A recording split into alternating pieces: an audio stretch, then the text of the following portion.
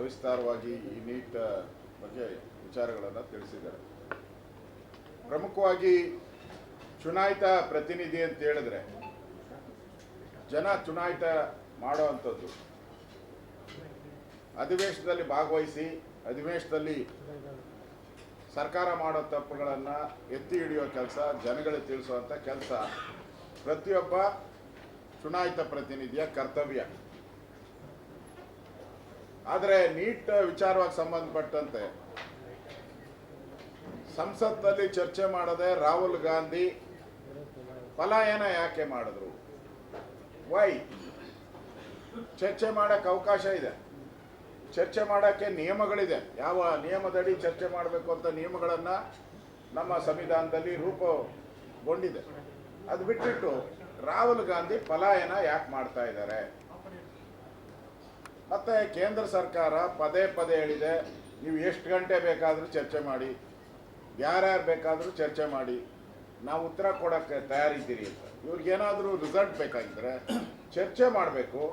ಆಮೇಲೆ ಏನಾದರೂ ಇವರಿಗೆ ರಿಸಲ್ಟ್ ಸಿಕ್ಕಿಲ್ಲ ಅಂದರೆ ಆಮೇಲೆ ಧರಣಿ ಮಾಡೋದು, ಇದೆಲ್ಲ ಪ್ರಜಾಪ್ರಭುತ್ವದಲ್ಲಿ ಮಾಡೋದು. ಅದನ್ನು ಬಿಟ್ಬಿಟ್ಟು ಅಲ್ಲಿ ಕಾಕ್ರೋಚ್ ಪಾರ್ಟಿ ಅವರೂ ಸಂಧಾನಕ್ಕೆ ಬರಲ್ಲ, ಇವರು ಪಾರ್ಲಿಮೆಂಟ್ ಒಳಕ್ಕೆ ಹೋಗಲ್ಲ. ಅಂದರೆ ಮ್ಯಾಚ್ ಫಿಕ್ಸಿಂಗ್ ಇವರು ಇಬ್ಬರು.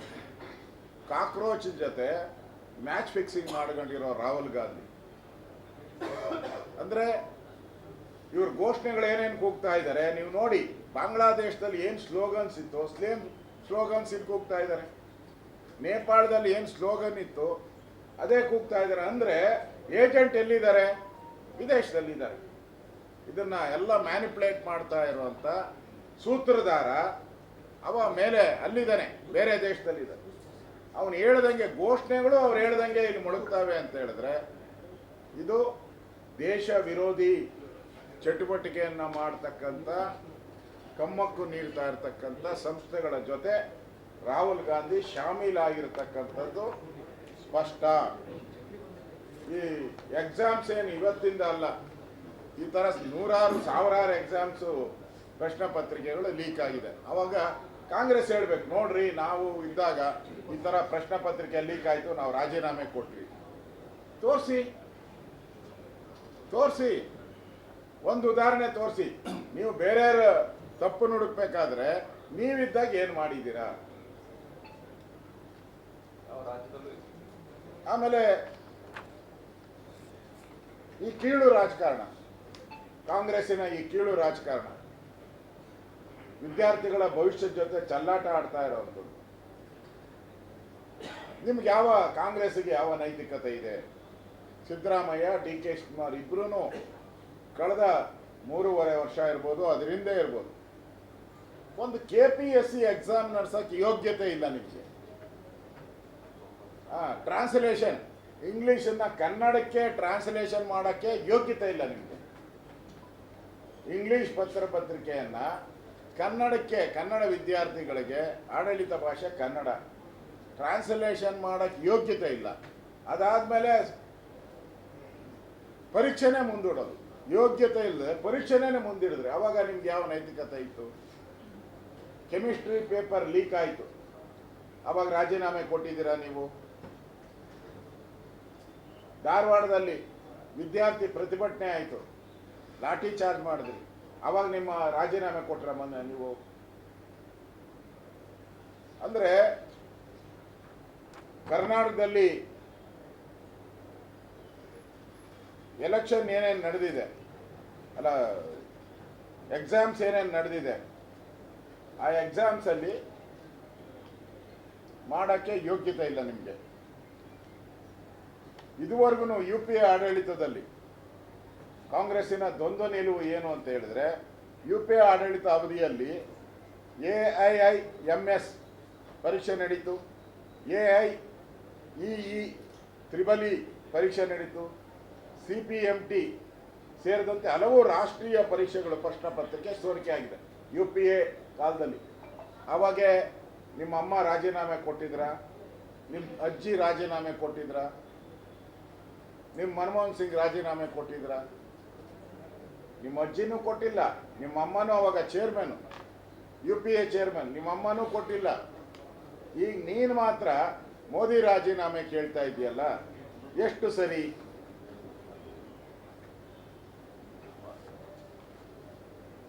ಪ್ರಧಾನಿ ನರೇಂದ್ರ ಮೋದಿ ಬಗ್ಗೆ ಮಾತಾಡೋ ಅಂತ ನೀವು ನಿಮ್ಮ ಆಡಳಿತ ಇದ್ದಾಗ ಯಾವ ಮಾನದಂಡವನ್ನು ಮಾಡಿದ್ದೀರಾ? ನೀವು ಜನಕ್ಕೆ ಉತ್ತರ ಕೊಡಿ. ನೀವು ಕರ್ನಾಟಕದಲ್ಲೂ ಕೂಡ ವಿದ್ಯಾರ್ಥಿಗಳ ಬಗ್ಗೆ ಬಹಳ ಮಾತಾಡ್ತಾರೆ, ವಿದ್ಯಾರ್ಥಿಗಳೇ ದೇಶದ ಭವಿಷ್ಯ ಅಂತೇಳಿ. ಈ ಕ್ರಿಕೆಟ್ ಅಮಾಯಕ 11 ಜನ ಬಲಿಯಾದ್ರಲ್ಲ ಯುವಕರು, ಎಲ್ಲೋಯ್ತು ತನಿಖೆ? ಮುಚ್ಚಾಕ್ಬಿಟ್ರಿ, ತನಿಖೆನ ಮುಚ್ಚಾಕ್ಬಿಟ್ರಿ. ಈಗ ಸತ್ತಿರೋರ ಬಗ್ಗೆ ಮಾತಾಡ್ತೀರಾ. ಯಾರು? ಈ ಎಕ್ಸಾಮಲ್ಲಿ, ನೀಟ್ ಎಕ್ಸಾಮಲ್ಲಿ ಯುವಕರು ಆತ್ಮಹತ್ಯೆ ಮಾಡ್ಕೊಂಡಿದ್ದಾರೆ ಅಂತ. ಆತ್ಮಹತ್ಯೆ ಮಾಡ್ಕೊಂಡಿದ್ದಾರೆ, ಅದು ನೋವಿನ ಸಂಗತಿ. ಆಗ್ಬಾರ್ದಾಗಿತ್ತು. ನೀವೇ ಕೊಂದಾಕಿದ್ರಲ್ಲ ಇಲ್ಲಿ ವಿಧಾನಸೌಧದ ಮುಂದೆ, ಆ ಗ್ರ್ಯಾಂಡ್ ಸ್ಟೆಪ್ ಮುಂದೆನೆ ಕೊಂದಾಕ್ಬಿಟ್ರಲ್ಲ ನೀವು. ನಿಮ್ಗೆ ಯಾವ ನೈತಿಕತೆ ಇದೆ? IPL ಮ್ಯಾಚ್ ಅಲ್ಲಿ ನೀವೇ ಕೊಂದಾಕ್ದ್ರ 11 ಜನ. ಪರಿಹಾರ? ಈಗ ಮೋದಿಯವರು CBI ತನಿಖೆ ಕೊಟ್ಟಿದ್ದಾರೆ, ಅವ್ರನ್ನ ಅರೆಸ್ಟ್ ಮಾಡಿದ್ದಾರೆ, ಜೈಲಿಗೆ ಕಳಿಸಿದ್ದಾರೆ. ನೀವೇನು 11 ಜನ ಕೊಲೆ ಮಾಡಿದ್ರಲ್ಲ, ನೀವು ಎಲ್ಲಿದ್ದಾರೆ? ಯಾರು ಜೈಲಿಗೆ ಹೋಗಿದ್ದಾರೆ? ಯಾರು ಜೈಲಿಗೆ ಹೋಗಿದ್ದಾರೆ? ಒಬ್ರು ಜೈಲಿಗೆ ಹೋಗಿಲ್ಲ, ಒಬ್ರಿಗೂ ಶಿಕ್ಷೆ ಆಗಿಲ್ಲ.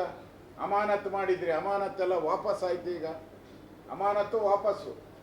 ಮತ್ತೆ ಅವ್ರು ಹೇಳಿದ್ರು, ಈ 11 ಜನರ ಸಾವಿನಲ್ಲಿ ಯಾರದು ಪಾತ್ರ ಇಲ್ಲ. ಸತ್ತಿದ್ದು ಯಾಕೆ ಅಂತ ಭಗವಂತನಿಗೆ ಗೊತ್ತು ಅಂದ್ರು. ಸತ್ತಿದ್ದು ಭಗವಂತನಿಗೆ ಅಂತ ಗೊತ್ತಿದ್ದು, ಯಾಕೆ ಸತ್ತರು ಅಂತ.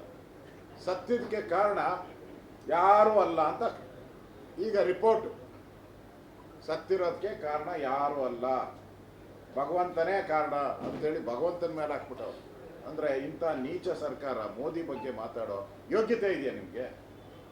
ಅದರಿಂದ ಇವತ್ತೇನು ರಾಜಕೀಯ ಮಾಡ್ತಾ ಇದ್ದೀರಾ, ರಾಜಕೀಯ ಪಿತೂರಿ ಯುವಕರ ಹೆಸರಲ್ಲಿ, ಇದು ಭಾಳ ದಿನ ನಡೆಯಲ್ಲ. ಸತ್ಯಾಸತ್ಯತೆ ಹೊರಗಡೆ ಬರ್ತದೆ. ಈ ಯಾರು ಪ್ರತಿಭಟನೆ ಮಾಡ್ತಾ ಇದ್ದಾರೆ, ಇವ್ರಿಗೆ ಯಾವ ದೇಶದಿಂದ ಹಣ ಬರುತ್ತೆ, ಎಷ್ಟು ಹಣ ಕೊಟ್ಟಿದ್ದಾರೆ, ಯಾರ್ಯಾರು ಕೊಟ್ಟಿದ್ದಾರೆ, ಇದೆಲ್ಲ ಮುಂದಿನ ದಿನಗಳಲ್ಲಿ ಬಯಲು ಬಂದೇ ಬರ್ತದೆ, ಬಯಲು ಮಾಡೇ ಮಾಡ್ತಾರೆ. ಅದರಿಂದ ಇದು ದೇಶ ವಿರೋಧಿ ಚಟುವಟಿಕೆಗೆ ಬೆಂಬಲ ಮಾಡ್ತಾ ಇರೋ ರಾಹುಲ್ ಗಾಂಧಿ ಅವರಿಗೆ ಜನ ಪಾಠ ಕಲಿಸ್ತಾರೆ. ಇಂಗ್ಲೀಷಲ್ಲಿ ಒಂದು 5 ನಿಮಿಷ ಮಾತಾಡ್ಬಿಡ್ಲಾ? ಈಗ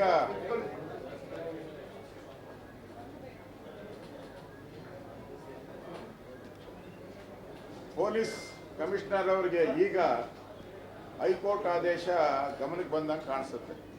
ಇಷ್ಟು ದಿನದಿಂದ ಪೊಲೀಸ್ ಕಮಿಷನರ್ ಅವರಿಗೆ ಹೈಕೋರ್ಟ್ ಆದೇಶದ ಪ್ರತಿಯನ್ನು ನಾವು ನೋಡಿರ್ಲಿಲ್ಲನೋ, ನೆನ್ನೆ ನೋಡಿರ್ಬೇಕು, ಅದಕ್ಕೆ ರಿಯಾಕ್ಟ್ ಮಾಡಿದ್ದಾರೆ ಅಂತ. ಅಂದರೆ ನಮ್ಮ BJP ಆಫೀಸ್ ಮುಂದೆ 30ಕ್ಕೂ ಎಷ್ಟು ಬಾರಿ ಪ್ರತಿಭಟನೆ ಆಯ್ತಲ್ಲ, ಅವಾಗ ಅವ್ರ ಮೇಲೆಲ್ಲ ಕೇಸ್ ಹಾಕಿದ್ರೆ 30 ಕೇಸ್ ಬಿಡ್ಬೇಕಾಯ್ತು ಕಾಂಗ್ರೆಸ್ ಅವರು. ಎಷ್ಟು ಕೇಸ್ ಹಾಕಿದ್ರ?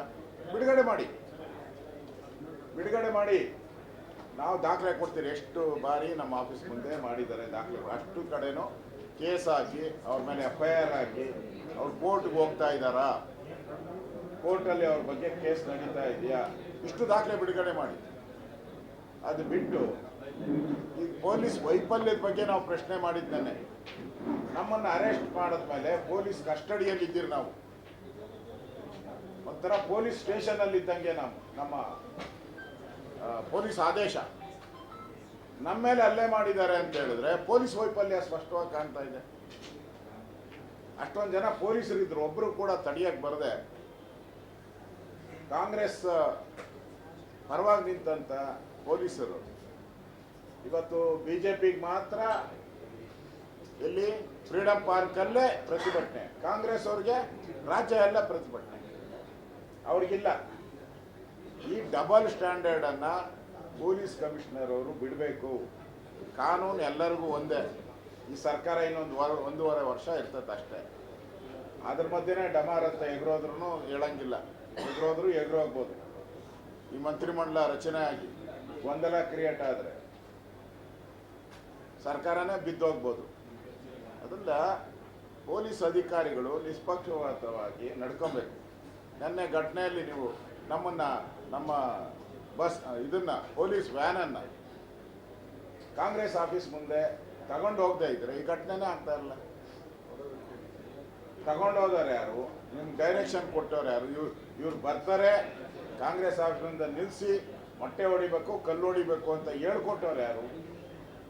ಇವೆಲ್ಲ ಪೂರ್ಯ ನಿಯೋಜಿತ ಇವೆಲ್ಲ. ಅದರಿಂದ ಇಲ್ಲಿ ಬುದ್ಧಿ ಹೇಳಕ್ಕೆ ಮುಂಚೆ ಫಸ್ಟ್ ನೀವೇನು ಮಾಡಿದ್ದೀರಾ, ನೀವು ಕಮಿಷನರ್ ಆದಮೇಲೆ ಎಷ್ಟು ಈ ಥರ ಅರೆಸ್ಟ್ ಮಾಡಿದ್ದೀರಾ, ಅವ್ರ ಮೇಲೆ ಎಷ್ಟು ಕೇಸ್ ಹಾಕಿದ್ದೀರಾ, ಯಾವ ಕೋರ್ಟಲ್ಲಿದೆ ಆ ಕೋರ್ಟ್ ನಂಬರ್ ಎಲ್ಲ ಬಿಡುಗಡೆ ಮಾಡಿ ಆಮೇಲೆ ಬಿಜೆಪಿಯವರು ಬುದ್ಧಿವಾದ ಹೇಳಿ. ಮೊಟ್ಟೆ ವಿಚಾರ ಸಂಬಂಧಪಟ್ಟಂತೆ ನಿನ್ನೆ ಸಮರ್ಥನೆ ಮಾಡ್ಕೊಂಡಿದ್ರು ಸರ್. ಅವ್ರು ನಮ್ಮ ಕಚೇರಿಗೆ ಬಂದಿದ್ರು, ಆಗ ನಮ್ಮನ್ನು ಮಾಡಿದ್ದಾರೆ. ನಾವ್ಯಾರೋ ಅವ್ರ ಖರ್ಚು ಅವ್ರು ಹೇಳಿದಂತೆ ಯಾರೋ ಡ್ರೈವರ್ನೇ ನಾವು ಹೈಜಾಕ್ ಮಾಡಿದ್ದೀರಿ ಅಂತ ಹೇಳಿದ್ದಾರೆ ಅವರು. ಅಲ್ಲಮ್ಮ, ಎಮ್ ಡಿ ಯಾರು? ನೀವೇ ಹಾಕಿರೋದಲ್ಲ BMTCಗೆ MD. ಕಮಿಷನರ್ ಯಾರು? ಪೊಲೀಸ್ ಕಮಿಷನರ್ ನೀವೇ ಹಾಕಿರೋದು. ಅವ್ರ ಡೈರೆಕ್ಷನ್ ಮೇಲೆ ತಾನೇ ನಮ್ಮನ್ನೆಲ್ಲ ಕರ್ಕೊಂಡೋಗಿದ್ರು.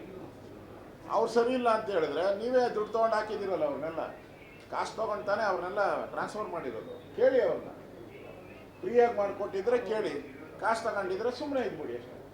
ಇಲ್ಲ ಸರ್, ಈಗ ಅವರೆಲ್ಲ BJPಯವರು ಅಂತ ಹೇಳಿದ್ರೆ ಸಸ್ಪೆಂಡ್ ಮಾಡಿ. ನಾನೇ ಹೇಳ್ತಾ ಇದ್ದೀನಿ 6 ವರ್ಷ ಸಸ್ಪೆಂಡ್. ಅವರೆಲ್ಲರೂ 6 ವರ್ಷ ಸಸ್ಪೆಂಡ್ ಮಾಡೋ ದಮ್ಮಿದೆಯಾ ನಿಮಗೆ?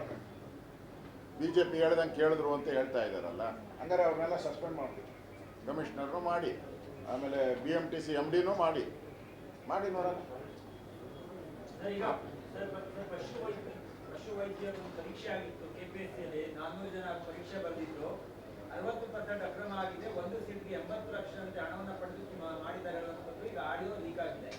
ಆಡಿಯೋ ನಾನು ತರಿಸ್ತಾ ಇದ್ದೀನಿ, ಬರ್ತಾ ಇದೆ. ಆಡಿಯೋ ಬಂದಮೇಲೆ ನಿಮ್ಮ ಮುಂದೆ ಪ್ಲೇ ಮಾಡಿ ಅದರಲ್ಲಿ 80 ಲಕ್ಷ ರೂಪಾಯಿಗೆ ಡಿಮ್ಯಾಂಡ್ ಮಾಡಿರೋದು ಎಲ್ಲನೂ ಕೂಡ ದಾಖಲೆಗಳು ತರಿಸಿ ನಾಳೆ ಅದನ್ನು ಮಾಡ್ತೀವಿ. ತೊಗೊಂಡೋಗೋದಲ್ಲ